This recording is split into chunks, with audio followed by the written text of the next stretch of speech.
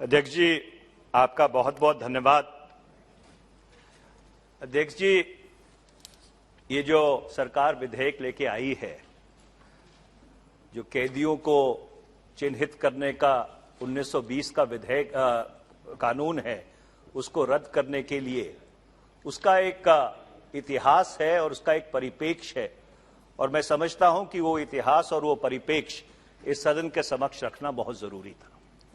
सन 1920 में भारत में असहयोग आंदोलन की शुरुआत हुई थी। पूरे देश में ऐसा लगता था कि एक बिजली सी दौड़ गई है। साम्राज्यवादियों के खिलाफ सारा देश लामबंद हो रहा था।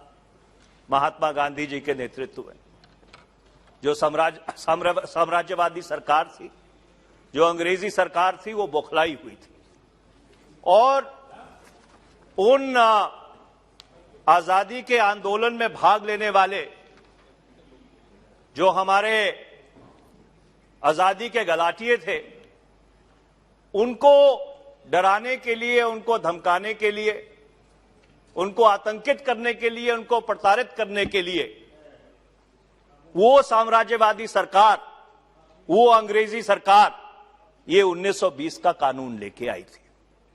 उसका मंशा ये थी कि लोगों में एक डर पैदा किया जाए कि अगर आपके फिंगरप्रिंट्स ले लिए जाएंगे, आपकी तस्वीर खींच ली जाएगी, वो तस्वीर थानों में लगाई जाएगी, वो आपके फिंगरप्रिंट सर्कुलेट किए जाएंगे, तो आपको ना कोई नौकरी मिल पाएगी, ना कोई आप व्यवसाय कर पाएंगे।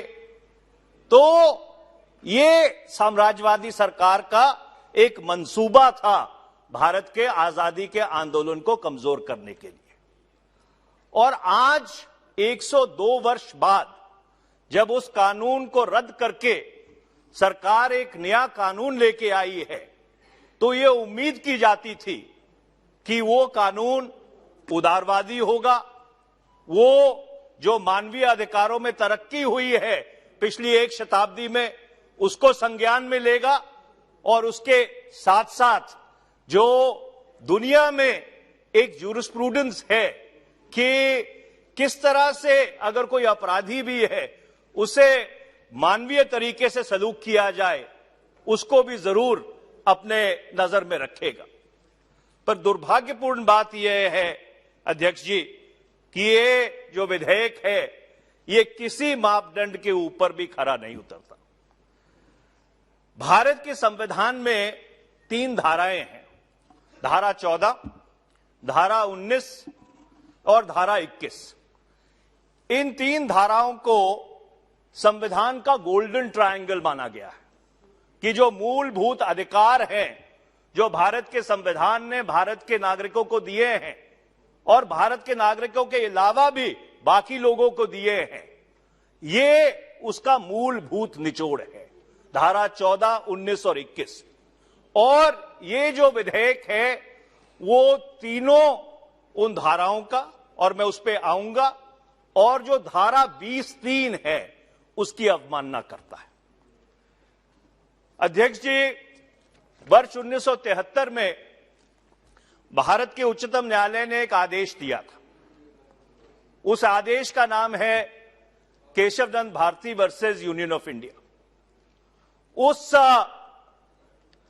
फैसले में उच्चतम न्यायालय ने यह कहा था कि अगर इस सदन में किसी एक राजनीतिक दल को 543 में से 543 सीट भी मिल जाए, राज्यसभा में 238 में से 238 सीट भी मिल जाए, जो विधानसभाएं हैं उन विधानसभाओं में 2/3 बहुमत भी मिल जाए कि 2/3 जो विधानसभाएं हैं वो एक राजनीतिक दल के पास हैं, फिर भी इस संविधान के कुछ ऐसे अंश हैं जिनको ये सदन नहीं बदल सकता, जिनको उन्होंने बेसिक फीचर्स करार दिया था।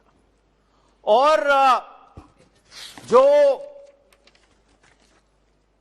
आपके मूलभूत अधिकार है, जो संविधान की चैप्टर 3 में, पार्ट 3 में उसको दर्ज किया गया है, उसको उच्चतम न्यायालय ने यह बेसिक फीचर करार दिया था।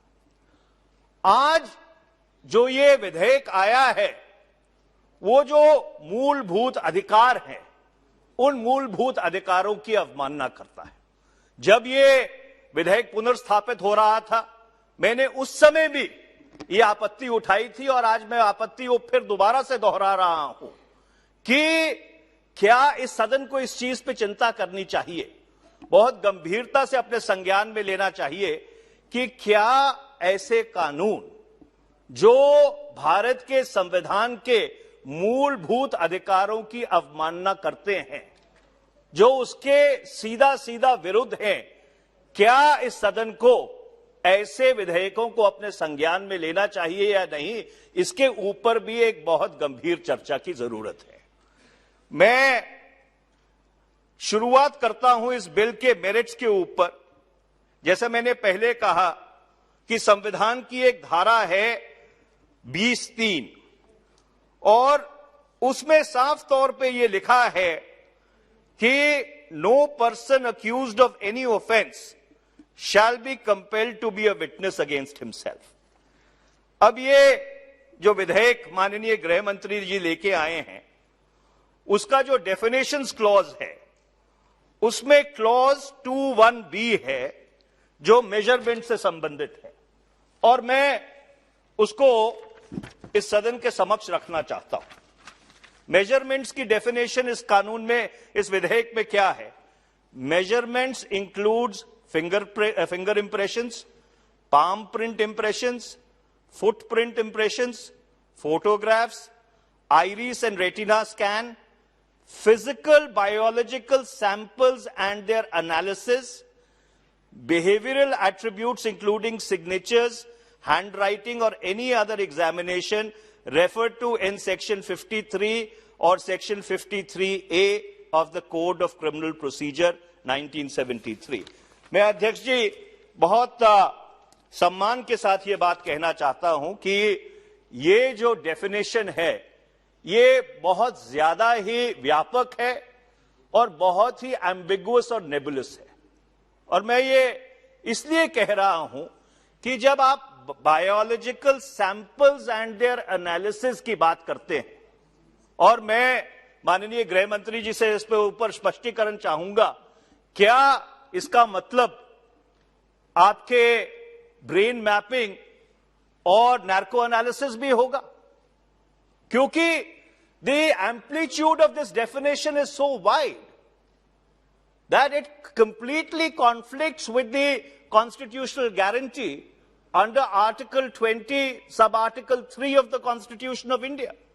और उसके साथ साथ अगर आप उसको क्लॉज 5 के साथ पढ़े, जो 5वां क्लॉज है इस बिल का, जो एक मैजिस्ट्रेट को अख्तियार देता है कि वो ये निर्देश दे सकता है कि सरकार किसी भी व्यक्ति के उसकी इच्छा के बावजूद ये सारे सैंपल ले सकती है, तो ये सीधा सीधा एक अक्यूज जो है उसका जो एक हक है जो संविधान ने दिया है कि you are innocent until proven guilty, उसका सीधा सीधा हनन करता है, उसकी सीधी सीधी अवमानना करता है।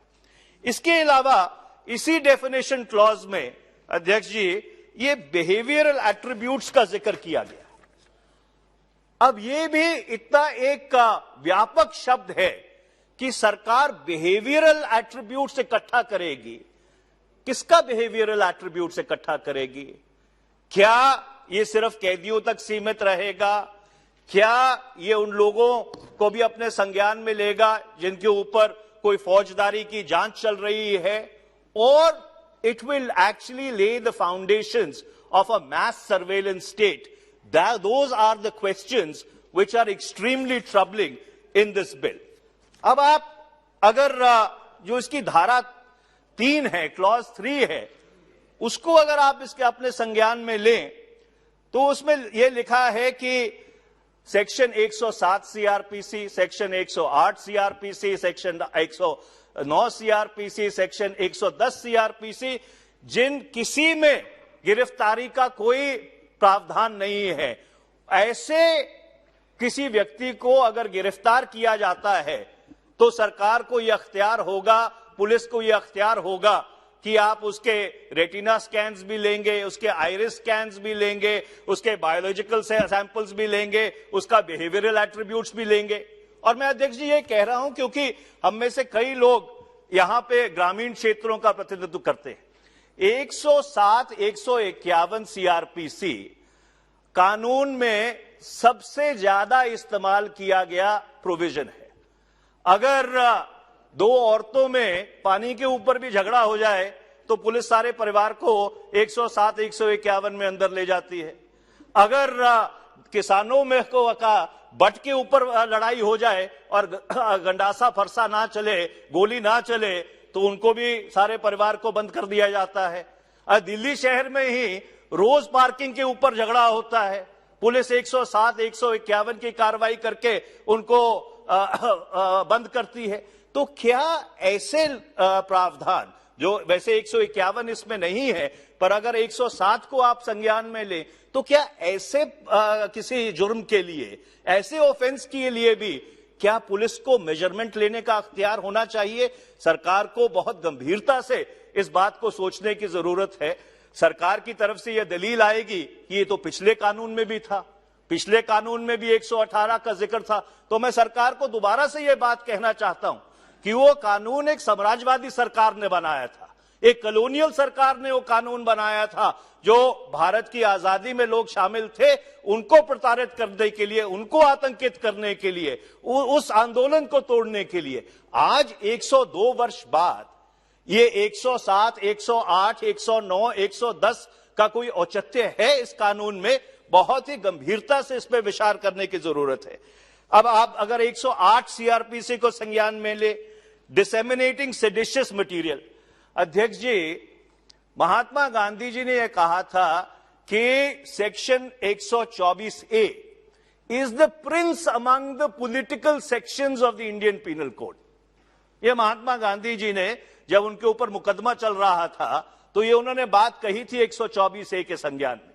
हम सबको मालूम है कि किस तरह से 124A का दुरुपयोग किया जाता है, और इसलिए अगर आप किसी के ऊपर सेडेशन का चार्ज लगा के कि भाई वो ऐसा मटेरियल डिस्ट्रीब्यूट कर रहा है जो सेडिशियस हो सकता है, अगर आप उसके फिंगरप्रिंट लेंगे, फुटप्रिंट लेंगे, आइरिस स्कैन लेंगे, आप उसके रेटिना स्कैन लेंगे, आप उसके बायोलॉजिकल सैंपल लेंगे, आप उसकी साइकोलॉजिकल प्रोफाइलिंग करेंगे, ये कहां तक उचित है? इसी तरह से सेक्शन 109, ये अगर कोई आदमी संदिग्ध हो कि भाई वो उसका आचरण ठीक रहे, उसके लिए उसको बॉन्ड एक्सिक्यूट करना पड़ता है। कोई गिरफ्तारी का प्रावधान भी नहीं है 109 या 110 सीआरपीसी में, और आप उससे भी आप अपना ये सैंपल्स लेंगे। ये एक बहुत ही एक ड्रैकोनियन कानून जो सिविल लिबर्टीज के बिल्कुल विरुद्ध है, आप एक ऐसा कानून यहां पे पारित करने जा रहे हैं। अगर आप क्लॉज 3 को अध्यक्ष जी इस बिल के अपने संज्ञान में देंगे, अब इन्होंने कहा है कि पिछले कानून में था कि, अध्यक्ष जी थोड़ा सा मैं समय चाहूंगा क्योंकि ये विधेयक है छोटा, पर इसकी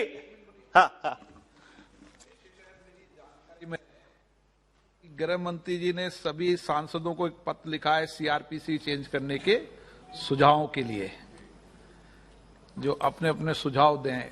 जो बात आप कह रहे हो शायद सरकार उस दिशा की ओर बढ़ रही है। तो अध्यक्ष जी अगर हाँ, एक मिनट, क्या बोल रहे हैं? जी अभी आपको जब लास्ट में देंगे बता देंगे।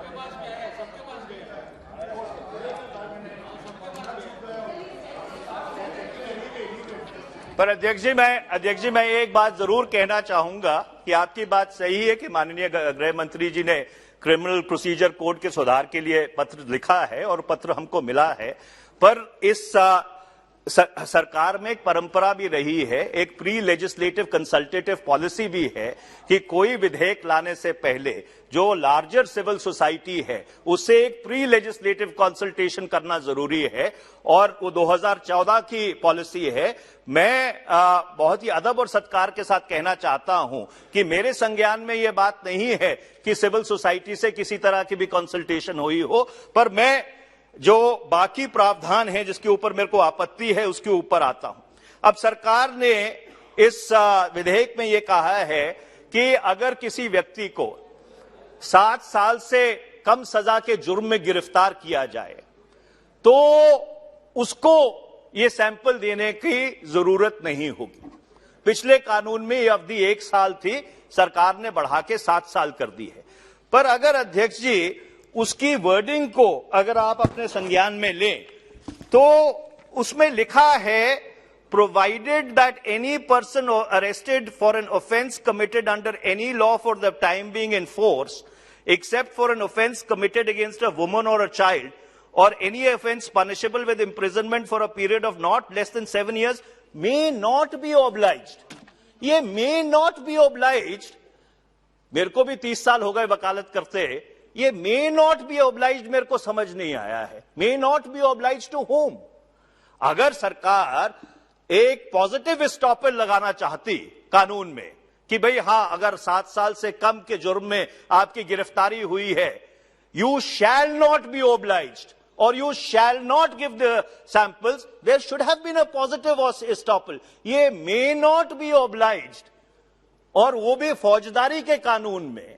अब सरकार कहे कि मे का मतलब शैल है, पर अनेक सुप्रीम कोर्ट की जजमेंट्स हैं कि फौजदारी के कानूनों में जहां पे लाइफ और लिबर्टी इन्वॉल्व हो, जो लेजिस्लेटिव इंटेंट है वो लेजिस्लेटिव इंटेंट बिल्कुल क्लियर और बिल्कुल साफ होना चाहिए। तो इसलिए ये भी जो प्रोटेक्शन है ये इतनी अमॉर्फस है, इतनी एम्बिगुअस है कि it can lend itself to a million interpretations. और फिर उसके अलावा जो मैजिस्ट्रेट है वो आदेश दे सकता है क्लॉज 5 में कि अगर आप 7 साल से कम जुर्म के लिए भी गिरफ्तार हुए हो फिर भी आपको अनिवार्य है अपने सैंपल देने का। और उसमें भी अध्यक्ष जी पुराने कानून में क्लॉज 5 में एक सेविंग क्लॉज था, और वो सेविंग क्लॉज ये था कि अगर आप मैजिस्ट्रेट डायरेक्ट करता भी है तो अगर आप उस कानून उस जुर्म के लिए आपकी गिरफ्तारी नहीं हुई है, you have not been arrested for that offence, तो मैजिस्ट्रेट के पास भी वो अख्तियार नहीं है कि वो डायरेक्शन दे सकता है कि आपको सैंपल देना जरूरी है। आपने वो जो सेफगार्ड था वो भी इस विधेयक से हटा दिया है। इसके अलावा अध्यक्ष जी, जो कैदी हैं, even prisoners have fundamental rights, और अगर आप सुप्रीम कोर्ट के कई फैसलों को संज्ञान में ले, A.K. गोपालन 1950, खड़ग सिंह 1964, चार्ल्स सोबराज 1978, शीला बरसे 1983, प्रमोद सक्सेना 2008, ये साफ साफ तौर पे ये कहता है कि चाहे आप कैदी भी हैं, your fundamental rights are only suspended. मैं सिर्फ एक लाइन पढ़ना चाहता हूं चार्ल्स सोबराज वाली जजमेंट से, कृष्णा अय्यर साहब की जजमेंट थी कि imprisonment does not spell farewell to fundamental rights, कि अगर आप कैदी भी हैं इसका यह मतलब नहीं कि आपके जो मूलभूत अधिकार हैं वो लिप्त हो गए, दे आर ओनली सस्पेंडेड। तो इस तरह के अगर आप कानून बनाएंगे जहां पे 107, 108, 109, 110 सीआरपीसी में जिसमें गिरफ्तारी का प्रावधान भी नहीं है उसमें भी आपको सैंपल देने पड़ेंगे, तो आप पुलिस को ऐसे अख्तियार दे रहे हैं जब पुलिस उसका दुरुपयोग करेगी। तो मैं बहुत ही अदब और सत्कार के साथ कहना चाहता हूं कि कोई सरकार, चाहे राज्य सरकार हो चाहे केंद्र सरकार हो, उसको आपके कंट्रोल नहीं कर पाएगी। मैं 2 बात करके अपनी बात समाप्त करूंगा अध्यक्ष जी। इस विधेयक में एक क्लॉज 4(1) है। अब ये एनसीआरबी को इजाजत देता है कि आप 75 वर्ष तक जो सैंपल्स इकट्ठे किए जाते हैं, फिंगरप्रिंट्स, फुटप्रिंट्स, बाकी जो सैंपल इकट्ठे किए जाते हैं, आप उसको रख सकते हैं। सिर्फ रख ही नहीं सकते आप उसको राज्य सरकारों को, जितनी जांच एजेंसियां हैं, लॉ इन्फोर्समेंट एजेंसियां हैं, राज्य सरकारें हैं, उन सबको आप भेज सकते हैं. So there will be a million myriad copies of all these records which have been obtained.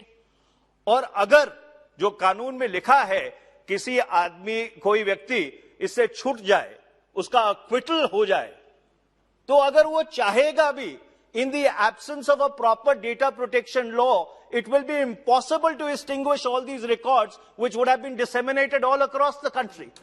And this is a clear violation of the Puttaswamy judgment, which held that the right to privacy is a fundamental right. तो मैं इसलिए अध्यक्ष जी अंत में सिर्फ अपनी बात समाप्त करते हुए ये कहना चाहता हूं कि ये विधेयक छोटा है, पर जो इसके परिणाम हैं, जो इसके इंप्लीकेशंस हैं सिविल लिबर्टीज के ऊपर, ह्यूमन राइट्स के ऊपर, ये बहुत ही इनॉर्मस है और इसका बहुत ही दूरगामी परिणाम होगा. मैं गृह मंत्री जी से ये अनुरोध करना चाहता हूं कि इस विधेयक को आप स्थायी समिति को भेज दीजिए, इसके ऊपर व्यापक चर्चा हो जाए.